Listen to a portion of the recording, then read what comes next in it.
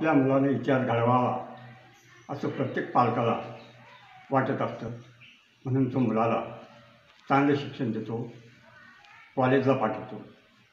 पण पोरगं ड्युटं निघतं आणि तसंच बोंबलत घरी येतं.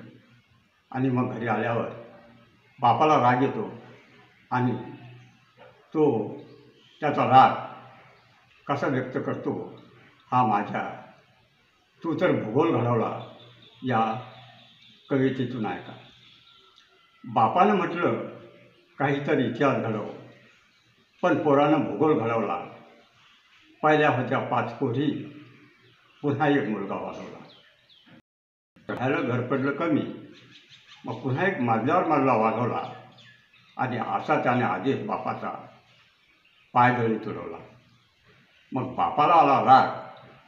त्यानं पोरगा केटराखाली बळवला आणि म्हणाला, मूर्खा, मी तर म्हटलं होतं तुला काहीतरी इतिहास घडव, तू तर भूगोल घडवला, तू तर भूगोल घडवला. मित्रांनो, माझी कविता आवडल्यास कमेंट बॉक्समध्ये कमेंट करा आणि माझ्या व्हिडिओला सबस्क्राईब करा. धन्यवाद.